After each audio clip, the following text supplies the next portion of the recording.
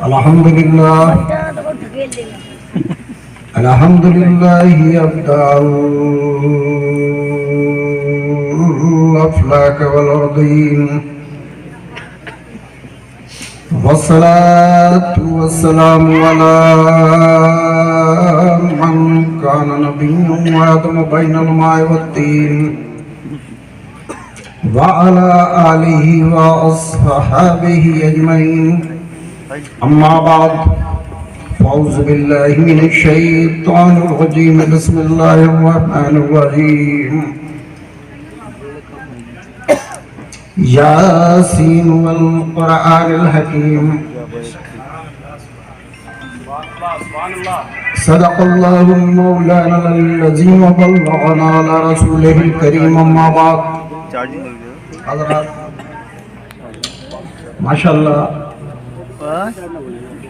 آج ایک سرپرست کے ناطے آپ سب کا میں شکریہ ادا کرتا ہوں اور خاص کر کے اپنے اناؤنسر صاحب کا بھی شکریہ ادا کرتا ہوں کہ محفل کو بیدار رکھنے میں ان کا بہت اہم رول ہے اور اکثر جلسوں میں میرے ساتھ ہی ایسا ہوتا ہے کہ جب رات بوڑھی ہو جاتی ہے تو میرے حوالے کر دی جاتی ہے۔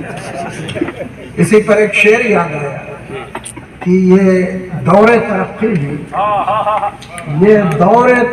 بھی آفت کی نشانی ہے، یہ دور ترقی بھی آفت کی نشانی ہے اور بچوں پہ بڑھاپا ہے، بوڑھوں پہ جوانی ہے۔ یہ دور ترقی بھی آفت کی نشانی ہے، بچوں پہ بڑھاپا ہے، بوڑھوں پہ جوانی ہے۔ تو اکثر جب رات بوڑھی ہو جاتی ہے تو میرے حوالے کر دی جاتی ہے۔ میں نے سوچا تھا کہ مولانا فیض الرسول صاحب کی تقریر ہو جائے گی، اس کے بعد دعا کر دوں گا، لیکن اناؤنسر صاحب نے مائک ہم کو تھما دیا۔ خیر آپ نے جب ذمہ داری سونپی ہے چند باتیں بتا کر کے میں بھی اپنی بات ختم کر دوں گا۔ ہے قول خدا قول محمد، فرمان نہ بدلا جائے گا، بدلے گا زمانہ لاکھ مگر قرآن نہ بدلا جائے گا۔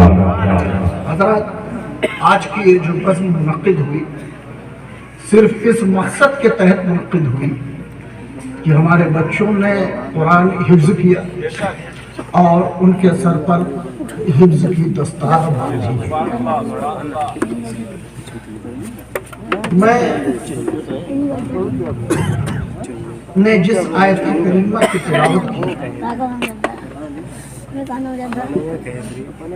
اس پر تھوڑی دیر آپ کے سامنے میں وہ گفتگو رہوں گا۔ قرآن علم و حکمت والی کتاب ہے اور یہ قرآن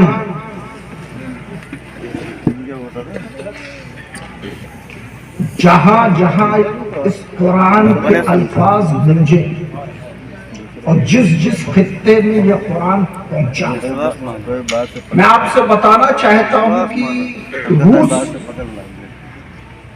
جہاں قرآن کے پڑھنے پر ایک دور روس کا جب کمیونزم ہوا، کمیونسٹ تھے، تو روس کا ماحول یہ تھا کہ وہاں قرآن کے پڑھنے پر پابندی تھی اور کچھ علماء وہاں گئے، نماز کے پڑھنے پر پابندی، قرآن کے پڑھنے پر پابندی، مسجدوں کے بنانے پر پابندی۔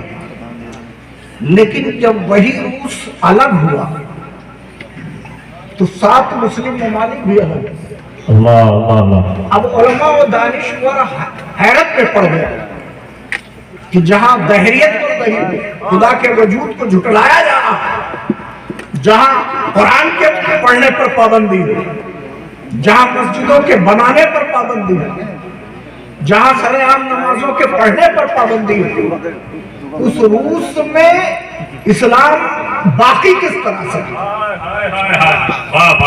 تو جب علماء و دانشوروں نے اس بات پر غور کیا تو انہیں یہ پتا چلا کہ روس میں نقشبندیہ مجددیہ سلسلے کے بزرگوں کی مزاریں تھیں اور ان کے سلسلے کے لوگ وہاں تبلیغ و ارشاد کر رہے ہیں یہی وجہ تھی کہ وہاں اسلام ہائے ہائے ہائے، نعرے تکبیر، نعرے رسالت، فیضان مولا کائنات، نعرے تکبیر، نعرے رسالت۔ یہی وجہ ہے کہ وہاں دین متین باقی رہ گئے، یہی وجہ ہے کہ وہاں قرآن باقی رہ گیا۔ اور ایک عالم جب یہاں کے گئے روس گھومنے کی غرض سے، تو جب وہاں کی کنڈیشن دیکھا، وہاں کے حالات دیکھا، یہاں تو قرآن کے پڑھنے پر پابندی ہے، نمازوں کے پڑھنے پر پابندی ہے، مسجدوں کے بنانے پر پابندی ہے، تو انہوں نے وہاں کے مسلمانوں کا جائزہ لیا، ان سے پوچھا کہ آپ یہ بتائیں کہ پھر آپ لوگ قرآن پڑھتے کیسے ہیں؟ یہ حفاظ کے بارے میں آپ کی توجہ مبذول کرانا چاہتا ہوں۔ کہا پھر قرآن آپ پڑھتے کیسے ہیں؟ تو انہوں نے کہا ایسا ہے کہ میں نے یہ سمجھ لیا کہ ہمارے یہاں قرآن کے پڑھنے پر پابندی لگ جائے گی، تو ہم نے کچھ ایسے لوگ اپنے میں پیدا کر لیے جنہوں نے قرآن یاد کر لیا۔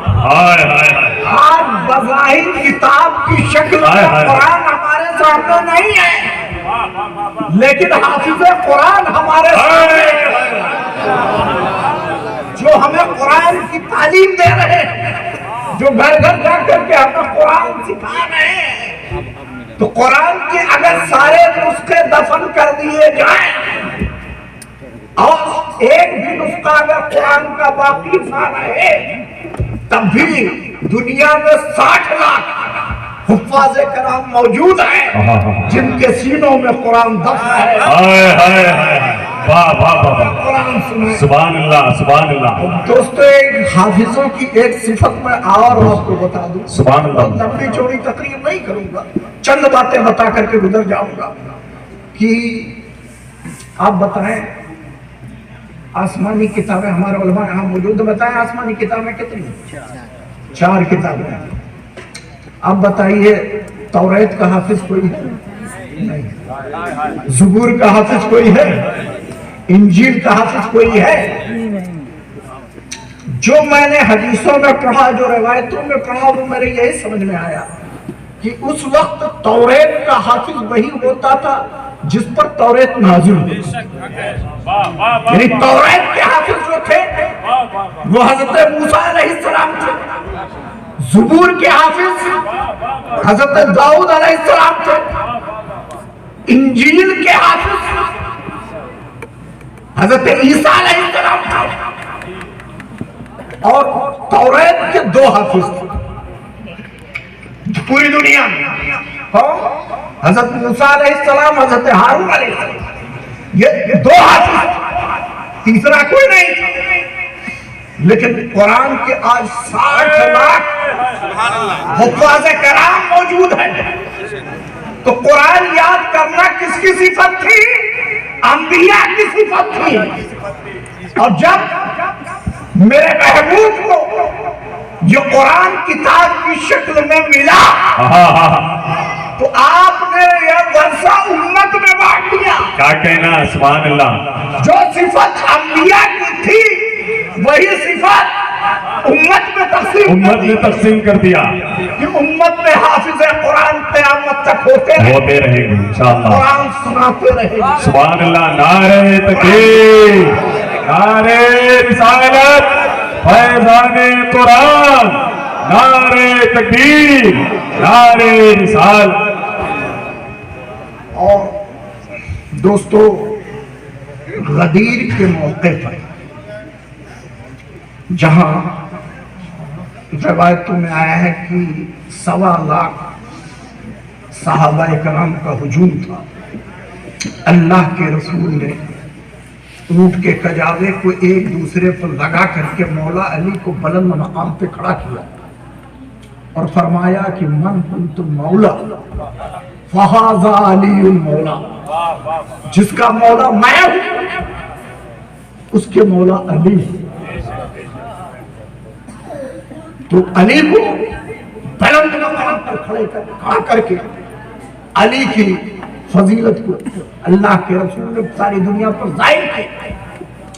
اور آخری بات جو اللہ کے رسول نے فرمائی، ترکت فیکم الثقلان کتاب اللہ و تم سب گواہ ہیں نا، تمہارے درمیان دو بھاری بھرکم چیزیں چھوڑے جا رہا ہوں، اللہ کی کتاب اور اپنی آج۔ بے شک سبحان اللہ، اللہ کی کتاب چھوڑے جا رہا ہوں، بے شک سبحان اللہ۔ اپنی آج چھوڑے جا رہا ہوں۔ دوستو میں آپ سے سوال کرتا ہوں کہ آخر آل کو، اولاد کو اللہ کے رسول نے کتاب کے ساتھ کیوں جوڑا؟ یعنی کتاب کا ساتھی، قرآن کا ساتھی اہل بیت کو کیوں بنایا؟ اس لیے کہ ایک دور وہ آئے گا کہ صحابہ کا دور ہوگا، 100 سال کے بعد ان کا دور بھی گزر جائے گا۔ تابعی کو کیوں نہیں بنایا؟ کیونکہ ان کا بھی دور گزر جائے گا، تبا تابعی کا بھی دور گزر جائے گا، ائمہ مجتہدین کا بھی دور گزر جائے گا، ان سب کا دور گزر جائے گا اور یہ دنیا سے رحلت فرما جائیں گے، تب قیامت تک اہل بیت رہیں گے۔ اس لیے قرآن کا ساتھی اہل بیت کو بنایا گیا، اہل بیت کا ساتھی قرآن کو بنایا گیا۔ قیامت تک قرآن رہے گا، اہل بیت کا ساتھی قرآن کو بنایا گیا اور قرآن کا ساتھی اہل بیت کو بنایا گیا۔ مولا علی سے کسی نے پوچھا، علی ذرا آپ بتائیں کہ آپ کا علم کتنا؟ مولا علی صحابہ میں مولا علی کی وہ ذات تھی کہ آپ صحابہ کے درمیان فرمایا کرتے تھے سلونی، یعنی جو کچھ پوچھنا ہے، جو کچھ سوال کرنا ہو مجھ سے کریں۔ اس لیے کہ اللہ کے رسول نے مولا علی کے بارے میں کہا تھا کہ میں علم کا انا مدینہ العلم والی بابو، میں علم کا شہر ہوں، علی اس کے دروازے، میں علم کا شہر ہوں، علی اس کے دروازے۔ تو مولا علی جو ہے باب العلم ہے، اور آپ کہتے تھے جو سوال کرنا ہو مجھ سے کر لو۔ کسی نے حضرت عبداللہ ابن مسعود روایت کرتے ہیں، کسی نے پوچھ لیا مولا علی سے کہ اے علی آپ کا علم کتنا؟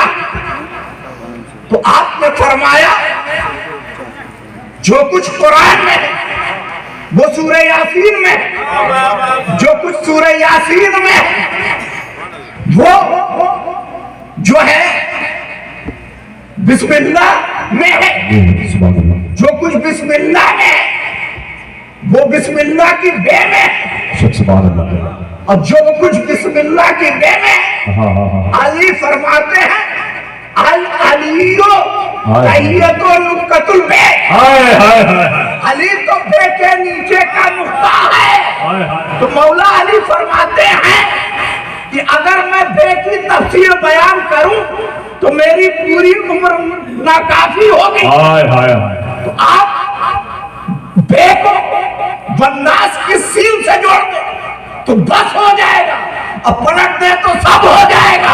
علی بس ہے، علی سب ہے، قرآن کو سمجھنا ہے، علی سے سمجھو، علی کو سمجھنا ہے تو قرآن سے سمجھو۔ نعرہ تکبیر، نعرہ رسالت۔ قول محمد فرمان نہ بدلا جائے گا، بدلے گا زمانہ لاکھ مگر قرآن نہ بدلا جائے گا۔ آج ایک آخری پیغام اور دے کر کے، خاص طور سے میں اپنے اس نوجوان کو دے کر کے جا رہا ہوں جو اپنے بچوں کو انگلش اسکولوں میں پڑھنے بھیجتے ہیں۔ دوستو میں بھی کہنا چاہتا ہوں کہ بچوں کو اپنے دین کی تعلیم دیجئے، انگلش کی تعلیم دیجئے، میں منع نہیں کرتا، لیکن ساتھ ساتھ آپ اپنے بچوں کو علم دین بھی سکھائیے۔ میں آپ کو کمپیریزن کر کے بتاتا ہوں کہ انگلش اسکولوں میں جو بچہ پڑھنے جاتا ہے اس کو کیا سکھایا جاتا ہے۔ انگلش اسکولوں میں جو بچہ پڑھنے جاتا ہے اس کو RAT ریٹ مانے چوہا، CAT کیٹ مانے بلی، DOG ڈاگ مانے چوہا بلی کتا پڑھایا جاتا ہے۔ اور بچہ پلٹ کر کے آیا، اس نے جو ہے ماں باپ کو ٹوینکل ٹوینکل لٹل اسٹار کے نغمے سنا دیے، تو ماں باپ خوش ہو گئے کہ بچے نے انگلش کی پوئم یاد کر لیا۔ पोएट्री याद कर लिया। लेकिन दोस्तों मैं आपको बताना चाहता हूं, जो बच्चा इंग्लिश स्कूलों में पढ़ने जाता है इल्म को पीछे लेकर के जाता है, और जहां रफ़ा हाजत की जरूरत हुई खड़े होकर के पेशाब कर रहा है।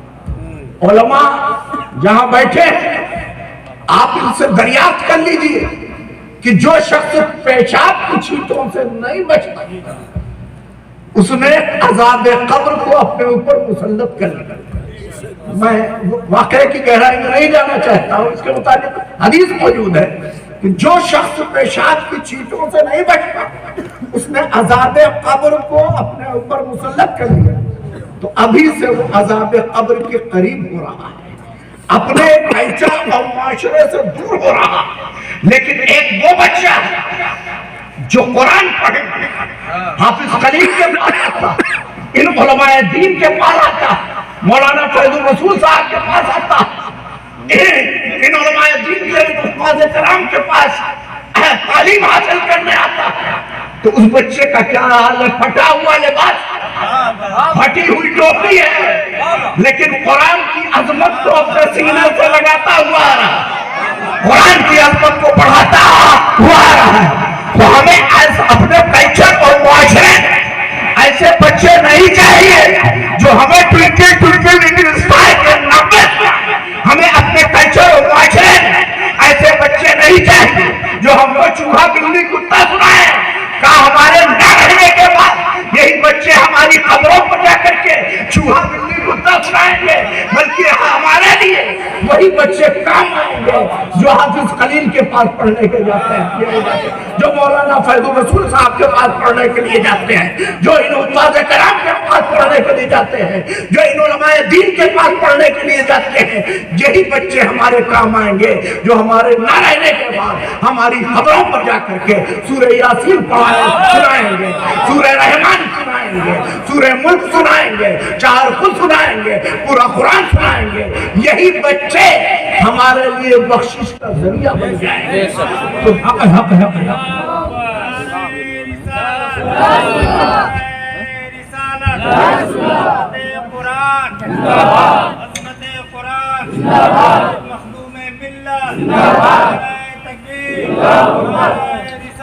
सुभान अल्लाह, सुभान अल्लाह। तो हमें अपने कल्चर मुआशरे में ऐसे बच्चे चाहिए जो हमें सूरह यासीन सुनाए, सूरह रहमान सुनाए, सूरह मुल्क सुनाए, चार कुल्फ सुनाए। वही बच्चे हमारे लिए मजाक का जरिया बन जाएंगे। और अगर हमारी माएँ बहनें हमारी तकरीर सुन रही होंगी तो वो भी हमारी बात सुन लें कि आज हम जिस गांव में, जिस बस्ती में, जिस इलाके में जाते हैं, हमारी माएँ बहनें कहती हैं हजरत हमारा बच्चा हमारे काबू में नहीं, हमारा शौहर हमारे काबू में नहीं, हमारा औलाद हमारे काबू में नहीं। हम अपने माओं और बहनों से पूछना चाहते हैं कि आज उनका शौहर उनके काबू में क्यों नहीं, उनका औलाद उनके काबू में क्यों नहीं? क्योंकि एक माए वो थी जो सुबह उठती थी तो कुरान की तिलावत किया करती थी। एक वो माए वो थी जो सुबह उठती थी तो रब की हम्दो सना बयान किया करती थी। एक माए वो थी जो सुबह उठती थी तो अपने रब की बारगाह में सरबा सुजूद हो जाया करती थी। एक माए वो थी जो सुबह उठती थी तो अपने रब की हम्दो सना बयान किया करती थी। तो उन माओं से कौन पैदा होता था? उन माओं से गौसे आज़म पैदा होते, उन माओं से महबूब इलाही पैदा होते, उन माओं से मखदूम अशरफ जहांगीर सिमरानी पैदा होते, उन माओं से कुतुबुद्दीन बख्तियार काकी पैदा होते, उन माओं से बाबा फरीदगंज शकर पैदा होते थे, उन माओं से सादिक कलियारी पैदा होते थे, उन माओं से नासिरुद्दीन चिराग दहलवी पैदा होते थे, उन माओं से मखदूम सिमरा पैदा होते थे, उन माओं से अलाउल हक पटवी पैदा होते थे, उन माओं से सैयद जलाल शाह पैदा होते थे, उन माओं से वारिस पाक पैदा होते थे, उन माओं से अल्लाह वाले और बुजुर्गान दीन पैदा होते थे। और जब हमारी माओं ने आज अपनी रविश छोड़ दी है, अपने हालात बदल दिए हैं कि आज उनके दिन का आगाज टीवी और ट्रांजिस्टर से होता है, फिल्मी गानों से होता है, शौहरों को गालियां देते हुए, बच्चों को गालियां देते हुए उनके दिन का आगाज होता है। तो जो कल्चर, जो मुआशरा آپ نے اپنے بچوں کو دیا، بڑے ہو کر کے وہ اسی کا جواب دے رہے ہیں۔ آج بھی ہو کر ابراہیم سائمہ پیدا، آپ کر سکتی ہے انداز گلستہ پیدا، اور تیرے میں کدے میں کمی نہیں، جو کمی ہے ذوق طلب میں ہے، جو مانگنے والے تو آج بھی وہی وعدہ ہے وہی جام ہے۔ کیا حسن نے سمجھا ہے، کیا عشق نے جانا ہے، ان خاک نشینوں کے ٹھوکر میں زمانہ ہے۔ وما البلاغ، وآخر دعوانا الحمدللہ رب العالمین۔ باپ تمام حضرات